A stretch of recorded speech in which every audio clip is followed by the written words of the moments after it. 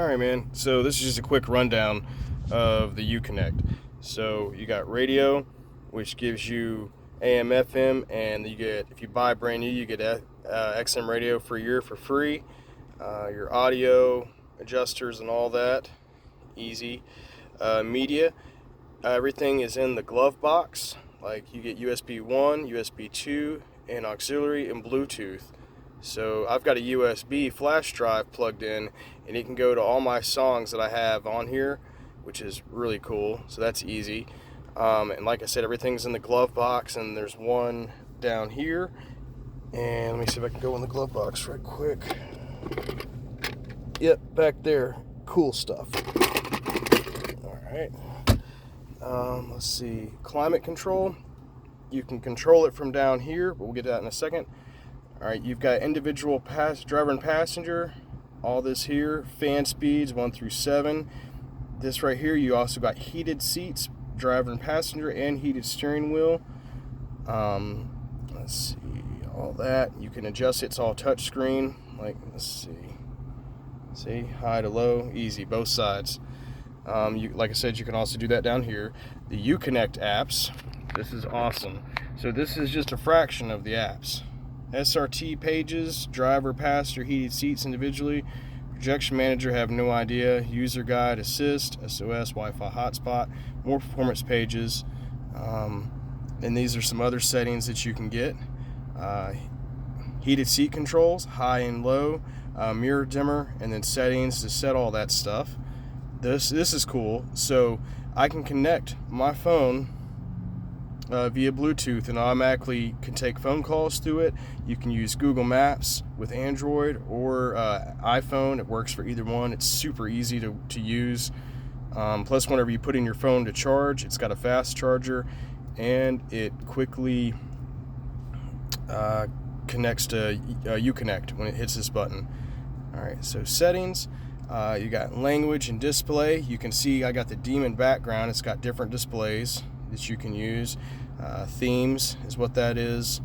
I don't want to pair with my phone right now. Units, you can do all that. Let's see, it keeps going back to that. Voice clock, camera delays, lights, auto on comforts, like so you can set remote start for all this to turn on when you remote start it. Let's see, backup camera. Shows the guidelines and everything. You can either put that on or off, and that's pretty much with that. Now here we go. There's a button down here that takes you to drive modes. This is where all the fun stuff happens. Auto is what you set the transmission, or it's automatically set, and this is what puts it in MDS, which cylinder deactivation for all 4 cylinders, or I mean for 8 to 4 cylinders when cruising. Custom, you can change your transmission settings, or all of these. Mine doesn't have the dynamic suspension, which is the 3-mode Bilsteins, but it's okay because the stock one rides pretty awesome. The track shift times are 160 milliseconds. Sport is like 200, and street is 250, I think, somewhere around there. Paddle shifters on or off. And then your traction, you always want to leave it in sport, because you can do mad smoky burnouts and it still leaves stability control on for this fat car. Steering is electronic steering, it's not hydraulic. Let's see, we'll go back. Sport takes everything in sport, which is what I use the most, and then track. So this car also has, and also a lot of the other ones have, active exhaust valves that open based off throttle position. So it can be quiet when you're cruising or get fucking rowdy whenever you go wide open throttle. Race options. This car has got launch control, which you can set up to 3,500 RPMs, and it's also got a line lock feature, and you can activate launch control. That's pretty cool. Now that doesn't open if you buy a brand new car until at 500 miles. Another neat thing, when you set your custom map, you go down here and you hit drive modes twice, and that takes you to your custom map. So whenever you get in the car, it automatically reverts to your auto, but just remember to hit drive modes.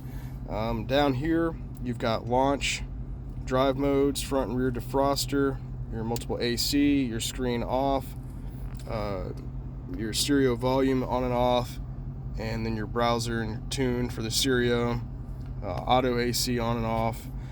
Let's see, let's go back to apps. Let's go to SRT mode, and then up here, performance pages. This will tell you different things like your coolant temp, your horsepower, G-force, your current gear that you're in. You can also add widgets. You've got gauges here. Let's see, like you got transmission temp and intake air temp. I've been sitting here for a minute, so it's hot. Engine oil temp, coolant temp, battery voltage and oil pressure, G-forces. So that's some of that I've hit so far, left and right turning, accelerating. Your engine power goes all the way up to 500, and it shows your torque and your oil PSI. Dyno, you can take screenshots of this with a picture, your history of what it's doing, and it's pretty cool. It shows you what gear it's in and all that. Let's see, home. So when you leave out of here, another place you can look is here in the center console display. So right now, I'm on vehicle info.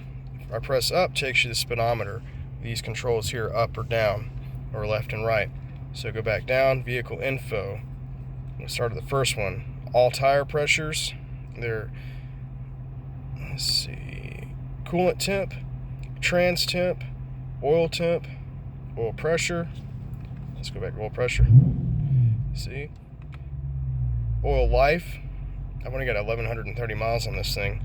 Battery voltage, intake air temp, engine torque, and engine power. And then you go down some more, you can do performance. Now this is cool. So this tells you your 0 to 60, your best, or whatever you've done. And I did a 4.6 the other day on these street tires when it was like 30 degrees outside. So pretty good. It's the first time ever doing it. 0 to 100, it records it. Whenever you come to a stop and hit the brake, it automatically times it. Your 1/8 mile, 1/4 mile, braking distance. I haven't done that yet. Your G-forces, your peak that I've hit, lap timer, lap history, your top speed, just all kinds of cool things, man. Your fuel economy, which, yeah, I drive this thing like I stole it.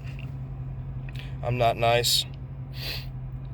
Let's see. It also tells you what song you're playing in your USB drive, messages, blah, blah, blah, speed warning, diagnostics, so on and so forth.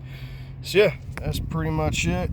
Window controls. This interior is basic. It's got automatic headlamps with LED fog lights.